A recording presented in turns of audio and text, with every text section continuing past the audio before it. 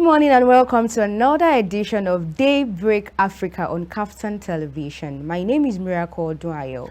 And yes, my name once again is Ikhonede Ayodeji. You're welcome once again to Daybreak Africa from our studio here in Ondo State, which happens to be the sunshine state of the nation. It's a beautiful morning. Good morning, everybody. Good morning. Yeah, and good morning also to all our friends out there, which is Daybreak Africa, who happens to be traditional worshippers in the actual sense. Good morning. Welcome to the Day in Yoruba land in the actual sense, because we know many states, Lagos, Ogun State, Osun State, and the likes, or Oyo particularly, are celebrating the Isheshe Day today in the actual sense. So we are wishing you happy Isheshe Day wherever you are. We also know it's a public holiday for many of you. You see, one of the things I just like about Nigeria currently is the fact that we are growing when it comes to the place of cultural representation. Really? Yeah, really. That's true, because take a look at the is it this Ojude Oba now, yeah. And then the way they do it, it's as if it's not dying. It's not dying. It's getting bigger and bigger and all that. Yeah. Like I always say, in the actual sense, it must get to a point in Nigeria whereby we appreciate our culture, we are appreciative of it and all those kind of things. Because truthfully, to a very large extent, that's your first identity. To a very large extent, though we know that, yeah, we might not totally, due to current relationships we've had with westernization and religion and all those kind of things. There are some things we don't agree with in that aspect. But then, even at that, you don't totally throw away the culture. You can throw away the religion. Maybe I don't want to do with it, it's a personal thing, but there are some things about the culture that you should still relate with, like the dressing, the culture, language, the dance. Many of those things you can still keep it, though there are some practices you don't join them with. But then there were some recent issues that happened during from the last elections down to the recent death of the of a very prominent king in Ogun State, which he talked about the fact that for his burial, I know this one's very say that for his burial they should not do any traditional. But then this is a traditional institution. I feel if you are a king in a traditional institution, you should also have embraced the traditional, everything that comes with it. And if you know that you might not be able to go that extreme, let it go, let the precision go, because go. You are a custodian of the tradition. Definitely everything that comes with the tradition, you must. There is no two way to it. So you believe in that? Let's assume you become a king now. Are you going to follow? If I know fully well that I'm so much into my Christian faith, like I am, and all of that, and I know that there are some things I won't be able to do, I will not automatically. You won't take it. I ain't taking it. And even when the pressure is even coming, you have to be the king. You have been chosen by the oracle and all of that. The oracle that chose me should already know from the onset that I will not agree with the oracle. So definitely, you can't force me to what I don't want to do. Okay. Everybody has their opinions at the end of the day. Though, if there are kind of lessons or there are kind of studies I've done so far, that some things don't actually, but let's leave it. Not everybody has a very strong... I okay to get what you're trying to say. But if you're in that show, I would just hope that they will tell you to knock its doors. No, if it's about the 7 doors, okay, let's your one will be like 10 doors. You know, the truth is what? There's hardly any man in this life that won't appreciate the 7 doors. But let's leave it at that. Not because they don't fear this man. Not because they don't love their wife. Fear this man. It's just that it's 7 doors. Do you know what 7 doors can do for you? But leave it at that. Let's leave it at that actually. Okay. But then, today we'll be looking at a very technical matter actually, something that is very sensitive. Looking at the by-elections of 2020, the by-elections that occurred during the weekend in the actual sense in 2025. And yes, we witnessed how the APC, won some places. We witnessed NNPP winning the major elections in Kano. We saw PDP dominated Oyo and all the likes. But then we didn't really see ADC performing much, which happens to be the coalition that seems to be the new bride of many in the opposition in Nigeria. But then we'll be looking at this topic holistically, especially the statement of Bolaji Abdullahi saying that democracy had declined under, the APC. we'll still look deeply into this whole discussions in the actual sense. But before we get there, let's take the reports of the day. After the reports, we come back to this discussion. So please stay with us. We'll be right back. All right, welcome back to the show. If you just joined us, it's still Daybreak Africa, and yes, it's time to go straight into our discussions for today. Today we'll be looking at a topic that is very vital to the Nigerian polity on this particular day. Last week, during the weekend, we had the by-elections in Nigeria across states, and 16 by-elections, and we witnessed how it all turned out, looking at the fact that still the All Progressive Congress, which happens to be the ruling party in Nigeria, won a whole lot of states during the by-elections. We saw the People's Democratic Party too, in some few instances, maintain their stance as a very strong opposition. But then it was left to see the coalition, which just was made up early this year. They couldn't really make much wins across states recently in these by-elections, and we began to witness some of them come out to call out the All Progressive Congress, the ruling party, saying that democracy has declined. That is according to the statement of Bolaji Abdullahi, who happens to be the spokesperson of the coalition, talking about the fact that democracy has declined under the All Progressive Congress. But then, aside from that, many analysts has viewed the by-election as a testing ground for the coalition, looking at the fact that if you say you want to be a strong coalition, let's see how you perform in by-elections like this to have a feel of what 2027 can give us. Do we truly have a solid coalition at this particular time? We'll be looking at this holistically today on Daybreak Africa. And to discuss with us today, we have with us someone who is very vast when it comes to politics in Nigeria. He had served at multiple grounds. Recently, he was a councillor actually in Akure South local government of Ondo State. He has worked with the NDDC on various grounds, and he's very vast when it comes to politics in Nigeria. In the person of Ayodeji Ologunmeta, who is joining us online from Akure. Welcome to the show, Ayodeji Ologunmeta. Thank you so much. Thank you for having me today again. Miracle, thank you. Good morning and welcome to the show. Oh, good morning. Good morning. How are you? Fine, Thank you for having me. You're welcome. All right, so Mr. Ayodeji, let's go straight to our discussions for today.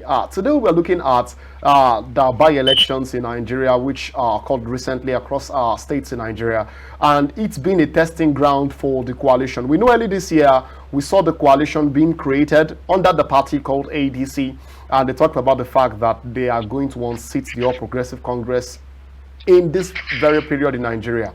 And we thought that in the by-elections, they were going to, show their might and, grab some offices in these by-elections that occurred. But we saw that it was not what we actually expected. What's your take on the coalition's strength at this particular time in Nigeria? Yeah, thank you so much. First, let me first correct one statement. And that statement is that the coalition is not an entity. Let us rather use the word opposition. Now, we have an opposition that is not formidable enough to unseat the current administration. It's not formidable enough because you can't build something on nothing. You cannot begin to call yourself what you're not. No opposition can thrive on emotions. No opposition can thrive on hearsay. No opposition can thrive on I want to take my pound of flesh. No opposition can thrive on that.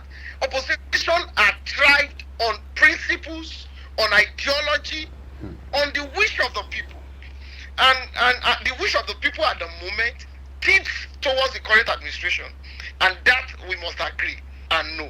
Well, as regards the performance in the last election, it is obvious to all of us. The last time I was there, I told you, and I told the Nigerian public, that the coalition we have, let us say we have an opposition, and we'll be looking forward to what they can pull, if they can pull a miracle. And it's looking like they cannot pull a miracle.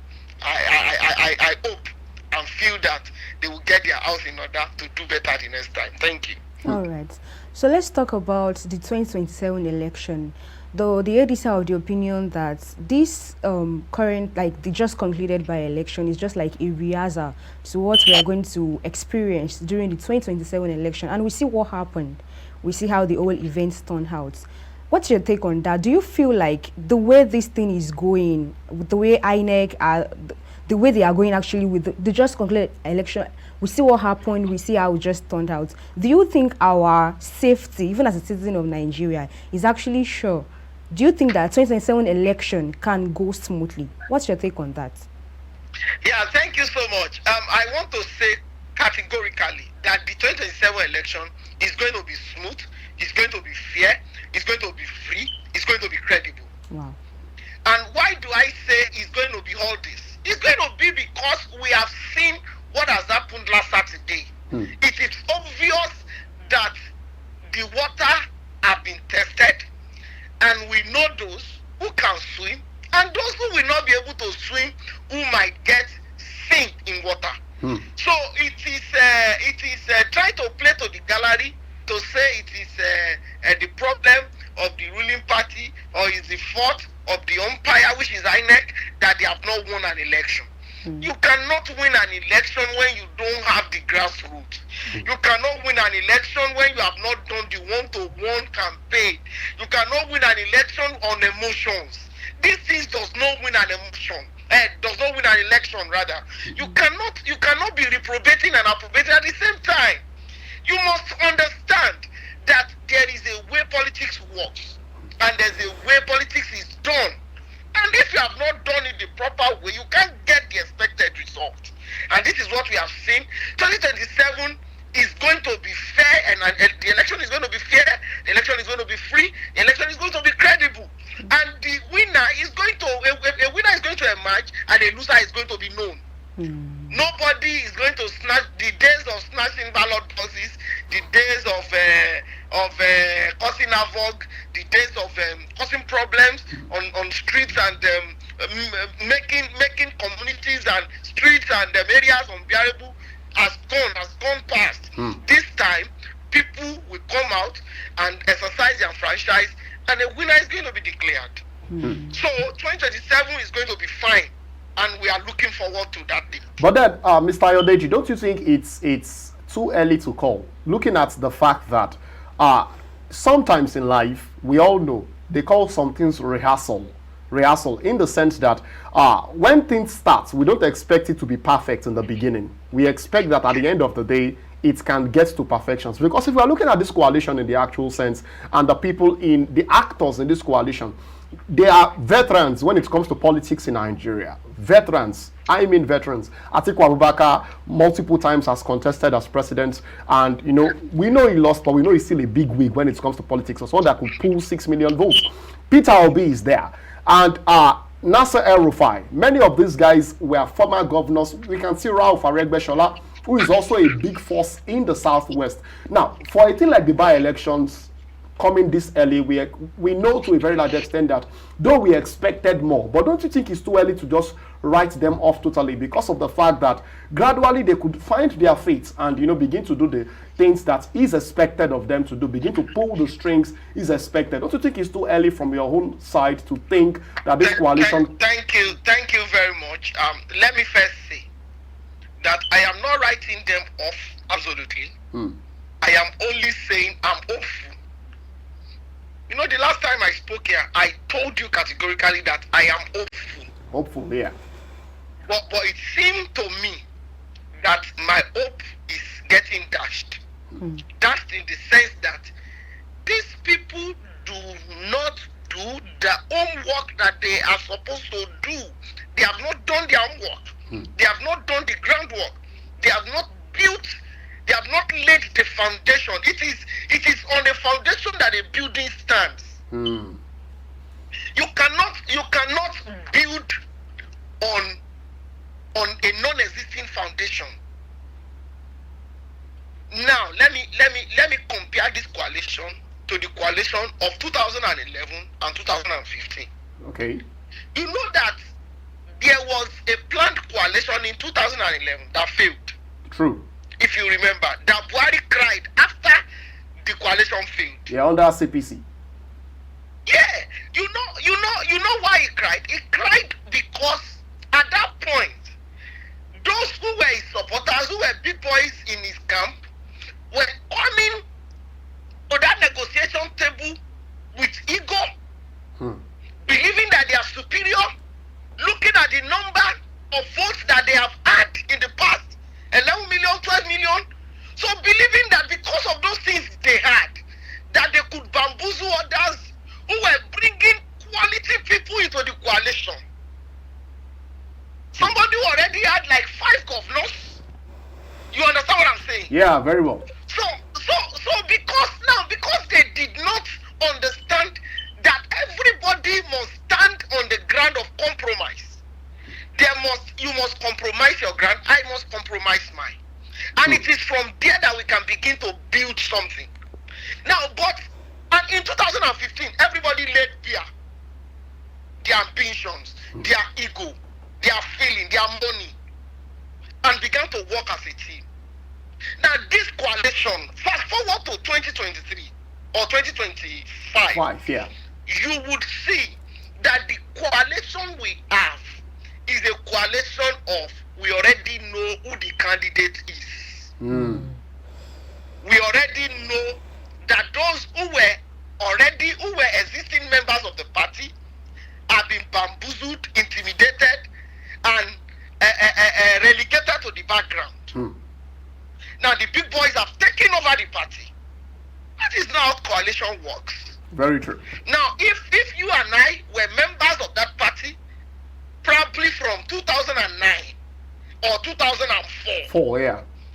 Now, and some people now came in because they are big boys, because they are rich, because they have been contesting from eternity to eternity.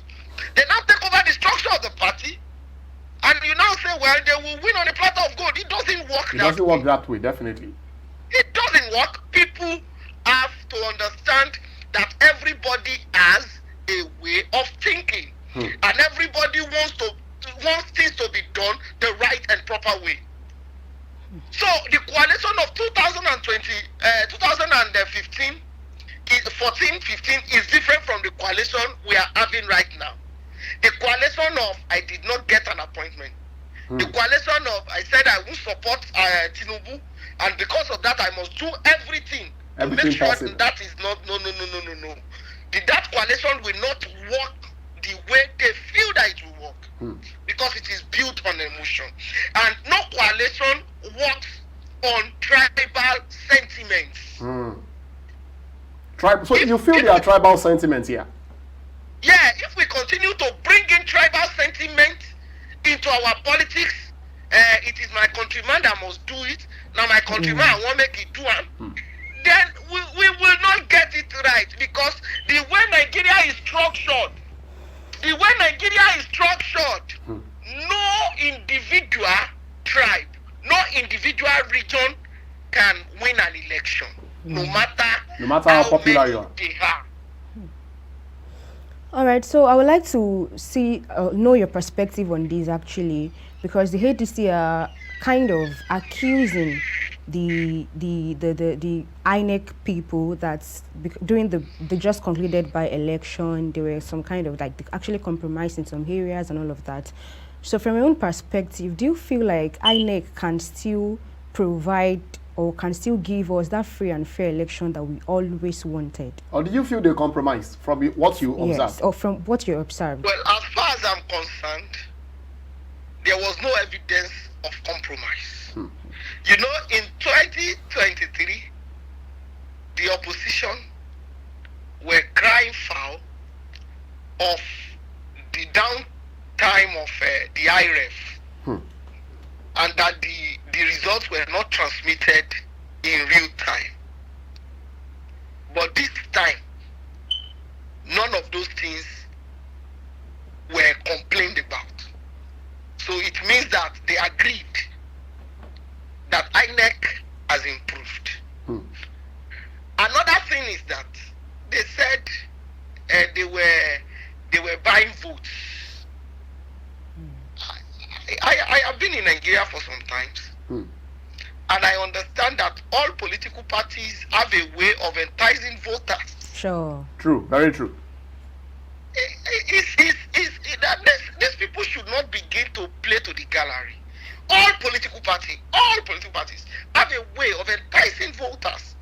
Now, if a voter now decides to go to another person while you are having your own item of enticing, and that one is having his, and he decides to go to that person, I think you should not be angry about that. The truth of the matter is that this election has nothing to do with INEC. INEC did the best that they could do, and this election is credible, is fair, and is free. All right, so you mentioned that every party have the way of enticing voters, right?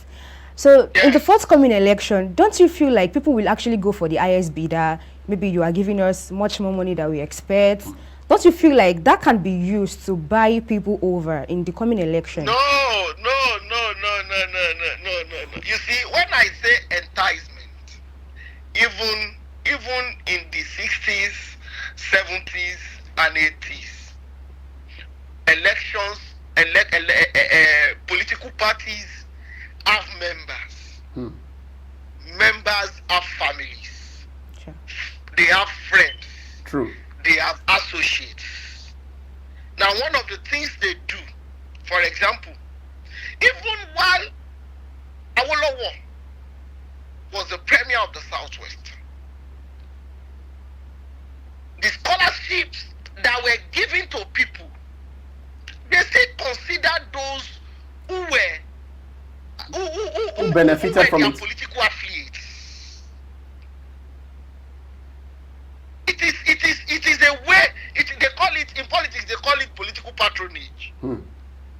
Just to encourage people to continue to support the party. It is not buying vote on election day. We are talking about people trying to do things that will make others feel like, oh, this party, this leader, this politician has me in mind. And that is not tantamount to buying vote on the election day. In fact, if a political party, if the only thing they do is wanting to buy the vote on election day, it means that they have failed in their duties. Yes. So what I am saying is that there is a way that people who are close to politicians, who are close to a political party, who are members of a political party, get patronized. So, and it has been like that since. So, and even in the US that have an advanced democracy, they do the same. Yeah, we know they do the same. That is the way it is. So you feel nobody should come here and tell us that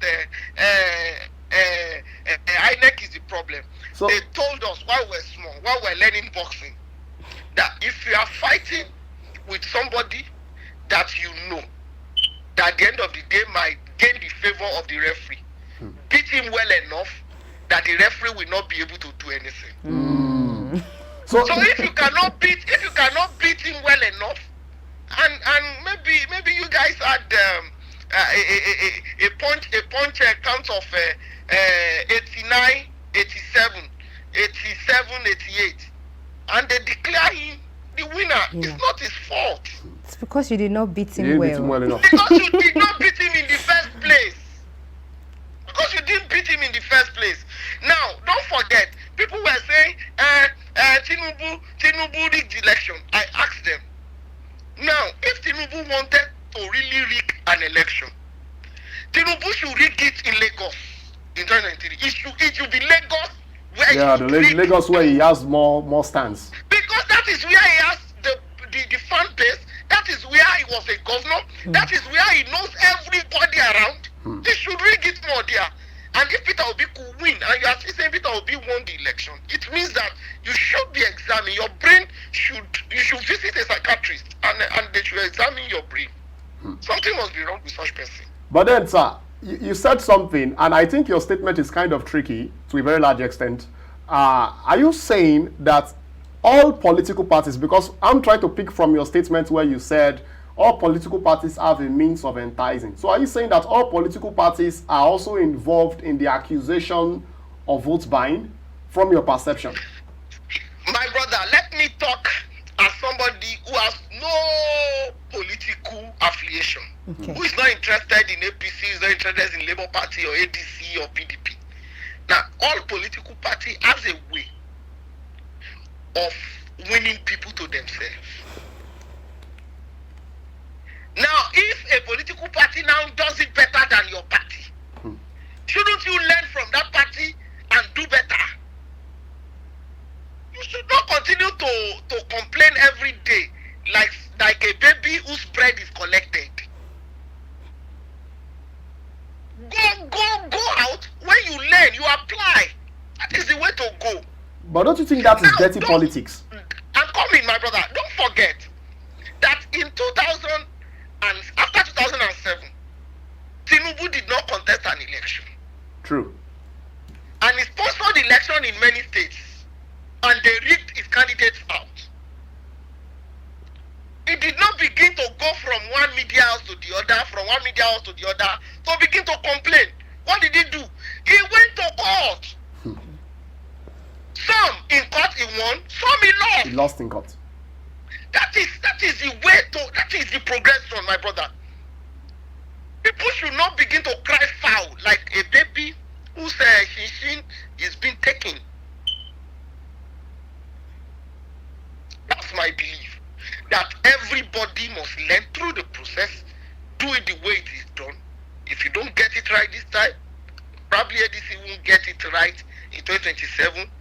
Maybe they can come again and get it right. But as far as I'm concerned, there was no foul play in that election. The election, NNPC won. NNPP, yeah, the one in Kano. The one in Kano. NNPP won in Kano. They declared NNPP. PDP won in Oyo. They declared PDP. Abga won in Anambra. They declared Abga. My brother. Let me speak. Some Wike's English. If you didn't pay, it didn't pay. If you don't have it, you don't have it. Well, that's one of the things. But then let's press further a bit. Let's take Bolaju Abdullahi's statement, where he said democracy has declined under the APC. Now, I just need your reaction on this statement. Now, what's your take on what Bolaji? Because Bolaji Abdullahi himself, if he's saying this, we all know he's also used to be till this year a member of the APC as well. What's your take on the statement by Bolaji? Is that statement even fair? Bolaji Abdullahi is a proverbial python whose tail has been cut.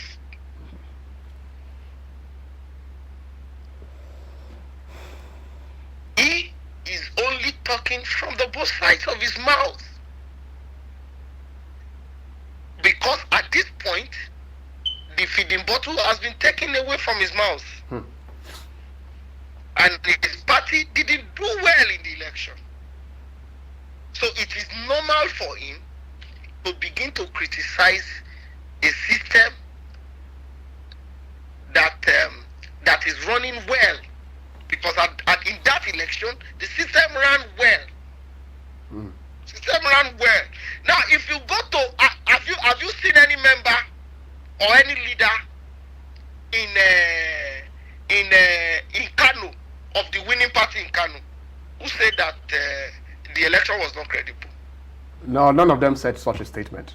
Did any member of ABGA say the election was not credible? None of them said it.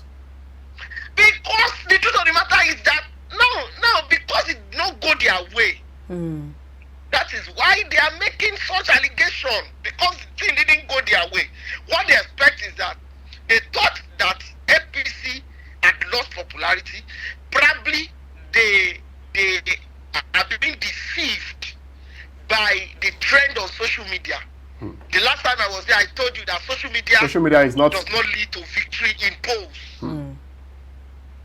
In fact, sometimes if I just want to laugh and have good time, I begin to scroll social media, I begin to scroll X, I begin to scroll Facebook. I see somebody who does not have PVC talking as if he can go to Aso Rock and just take Tinubu out of there. But like they call us, we are cruise nation. Everybody's just catching cruise.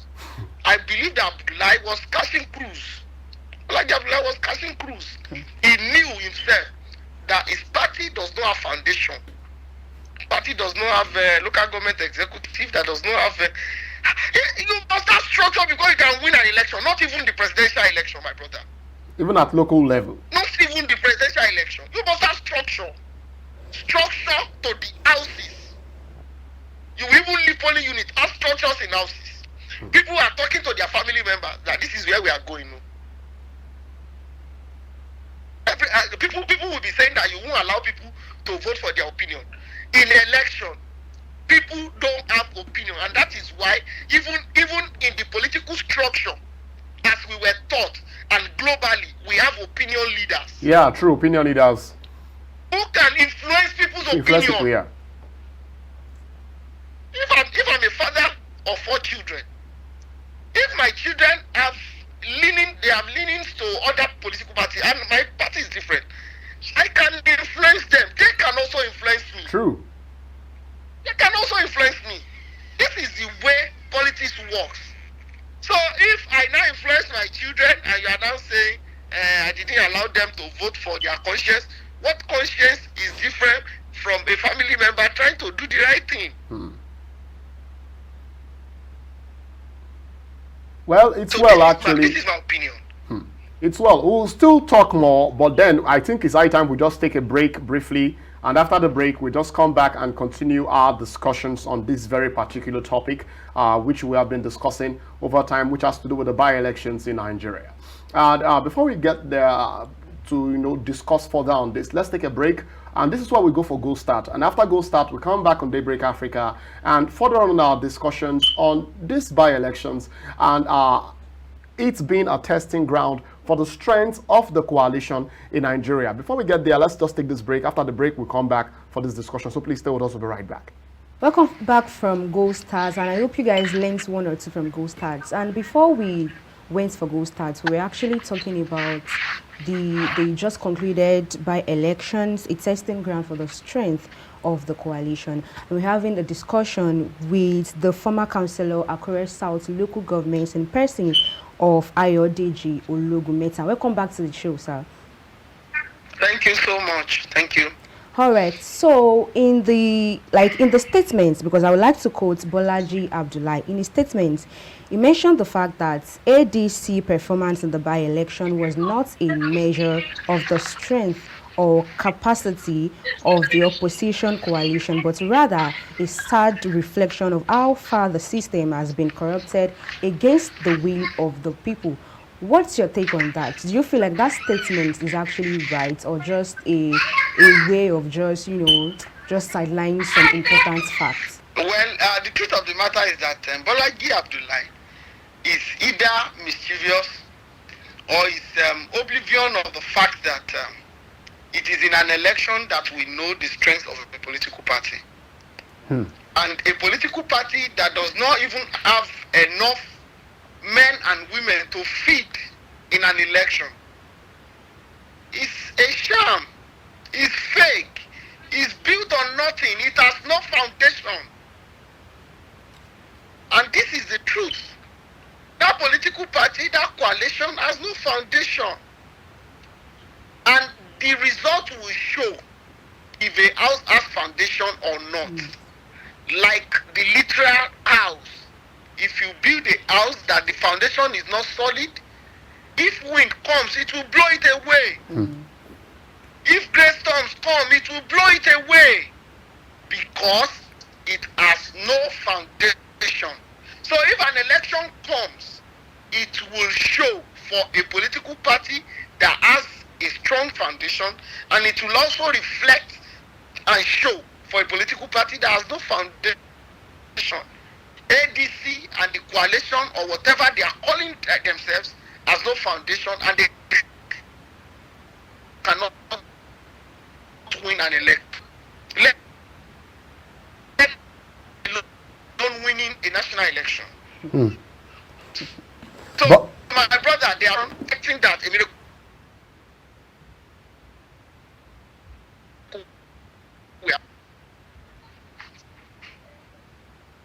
All right, let me ask this. Let me ask this in the actual sense. We know vividly well that when we talk about veterans in politics, a lot of them in the ADC are actual veterans. We know that people like David Mark, who happens to be the longest serving senator, people like Ralph Aregbesola, who happens to be involved in Nigerian politics since 1999, actively holding political positions. Rotimi Amechi, for the last 24 years, had been in political offices and all that. Aren't they supposed to know these things automatically? Even Bola Abdullahi that is making this statement, we know his antecedents in Kwara, we know his antecedents as a federal minister and all that. Don't you think they should have known these things automatically before setting up a coalition which, according to you, lacks structural foundation at this particular time? Thank you so much. You call them veteran because they were not, according to the book written by Nasir El-Rufai himself, an accidental public servant. They were more like an accidental public servant. They did not learn the job well. They also refused to learn on the job. And they do not adhere to the ethic and the rules of the game. No place in the world where people come together under the guise of emotional and hatred ground can win an election. Election is not won on emotion. You can't be going from one media house to the other because you feel like you have grievance against the sitting administration. People come together, brainstorm, ask an idea or ideology of what the people really want, and make it like a moving machine, selling it to the people, to the populace. When the people buy it, that is when you become a leader. Have you seen ever in life, or in any country, or in any political or military setting, where people call themselves a general without an army? Except for the big boys in Niger Delta, jokingly anyway. If you meet anybody in Niger Delta, they say I'm general this, I'm general that. But then they have militants too as well that rules with them. There are a lot of generals. You ask them, are they now? Like I said, that there is no general without an army, and there is no pastor without a congregation. There's no king without a town and the people in the town. So it is because there are students, that is why we have principals and headmasters. Bolaji Abdullahi and his squads, name them, they are lone men. They are lone men. Nobody is behind them. Nobody sees them. At this point, we are looking forward to the promised land where Bola Ahmed Tinubu is taking us. The economy is bouncing back. We are waiting for the reflection of the growth in the life of the populace. We cannot take ourselves back to Egypt. It's not possible. The social welfare package, NEL fund, that the federal government is doing is the same thing they are doing abroad. It's the same thing they are doing abroad, and everybody say, Western world is good. We are doing the same thing in our home. Mischievous people are saying that it doesn't make any meaning. Now it will be difficult for my cousin or my friend who is in the university to come in and tell me that I don't have money to pay my school fees. I will tell him that he should go and apply for NEL fund. You don't have to know nobody before you are giving. True, very true. It's a great development. There is nothing wrong in criticizing the government.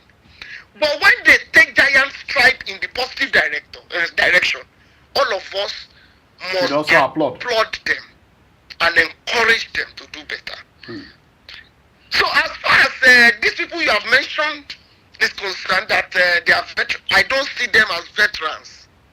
Because in the first place, this is the first time they will test waters with their individual political strength. Let them come together and let us see the miracle they want to pull. We have seen it in the last election. We will see it again in 2027. But they are not people. They are not people that the Nigerian population can trust. But then because they have been there before and they could not deliver. But then let's look at it also. I want to also ask this very important question because it correlates with something that is currently a trending matter in Nigeria right now.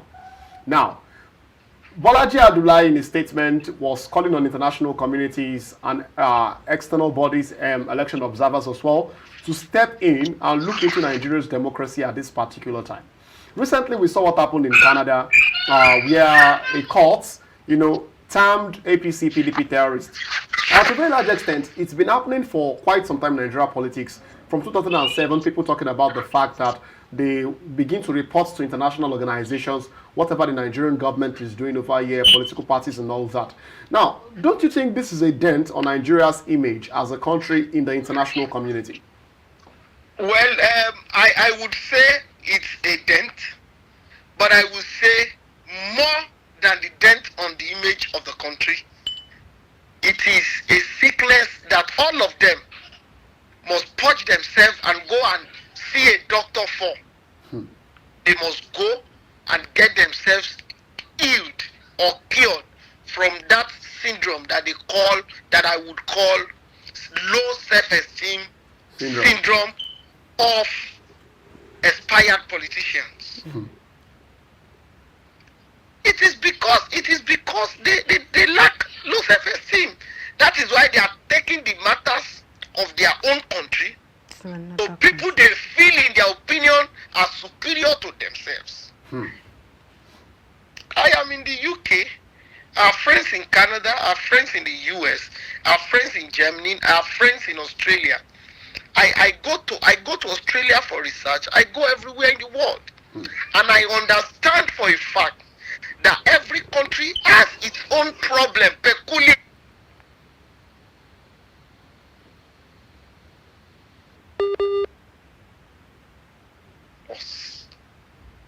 I was talking to my friend recently and I told him, I said, it is the way a nation is created that it would be wrong. In fact, the system of Nigeria is different from the system of the United States. The policy that people will clap for in Nigeria, if you pull up the same policy in the US, you will fail. And the policy in the US, if you pull it up in Nigeria, people will not vote for you. Very true. For example, let me give you this example. I told my friend, I said, look at the US or look at the UK. If you want to contest an election, you don't have to be friend to anybody. People don't have to know you. You just have to come and talk. How many of our rural area community dwellers listen to television, watch the television, or listen to news? Hardly. They are more of the radio. And if you now base the candidature of a nation or an election on whether these people will hear me now when I thought they don't have to know me, you will fail again and again and again and again and again. Because that is not the way the country is structured. In fact, those people who still listen to you on radio and see you on television still want you to come to their house and meet them one-on-one. Some people are looking for a way to eat with you. That is when they'll be convinced that this person has my interest at heart. So what am I trying to say? I am saying that anybody who is saying that Nigeria has problem, so the international community should come and help him, is suffering from low self-esteem syndrome, and it needs to be cured. As far as I'm concerned, every nation has its peculiar problems. Economic. UK is facing its problem. Very true. A lot of the citizens of the country are dependent on on social welfare scheme. A lot of them don't work. Many of them do not. You know what I'm saying? Yeah, true. Nigeria is doing well at the moment. We can do better, and we are hoping for the best. Okay. Now, let me ask this question as we gradually round off on this particular topic. You definitely know we need strong competition actually in politics and co. But let me ask this: if a coalition must unseat Bola Ahmed Tinubu, what do you think they should have at this particular time to be able to unseat Bola Ahmed Tinubu at this particular time? Just testing the grounds and testing the waters from. I think my basic advice is that they should go and do their own work very well.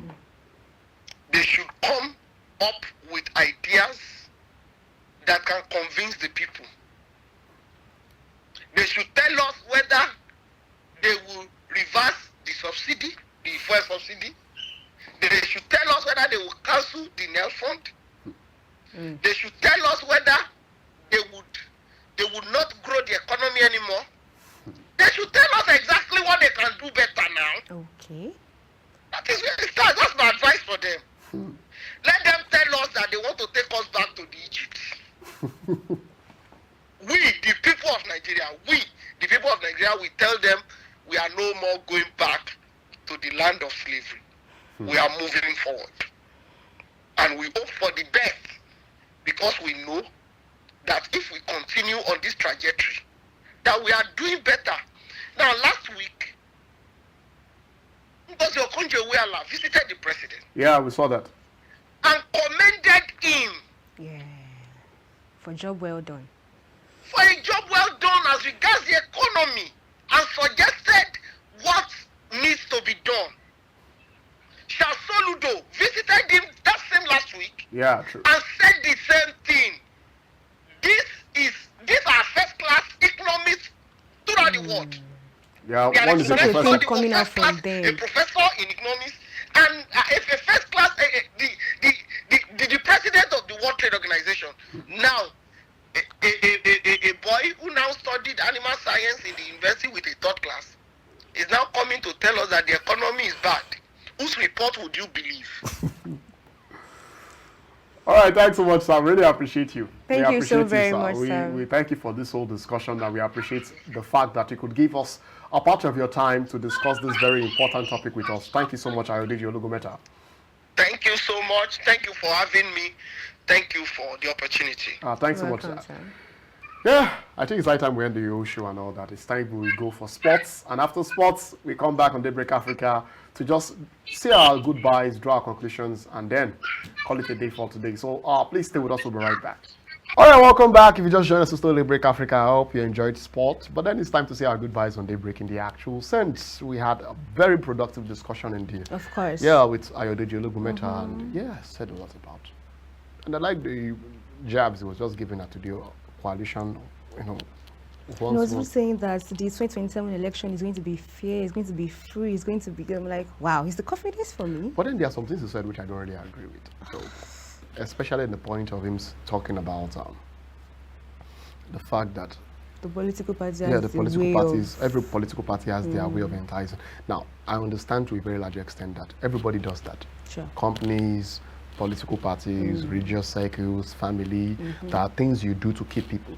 Sure. You understand, loyalty is something that you over time work on. But then on election day, you know, we see what normally now. I don't know. Will there ever come a time where we won't have vote buying in this country? I'm just looking at that.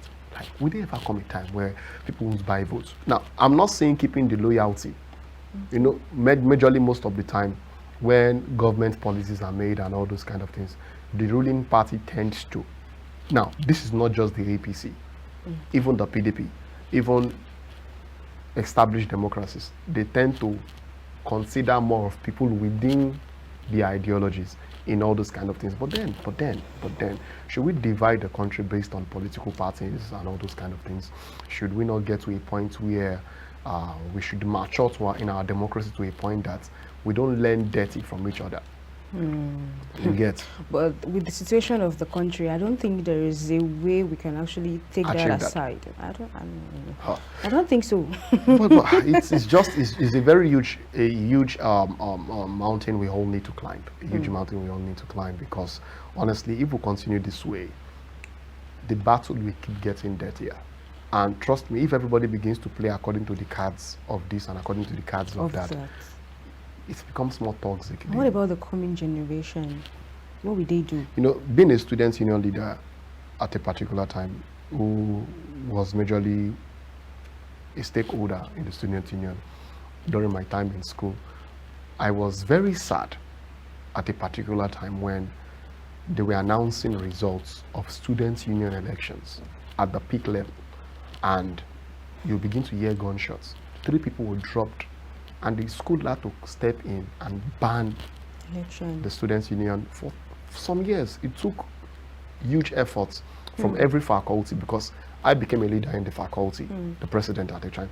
It took huge efforts from all of us to begin to solicit for a return of the students' union itself back to the school where all students, though during the period where I was also still a leader in the faculty, we had protests where all of us came together.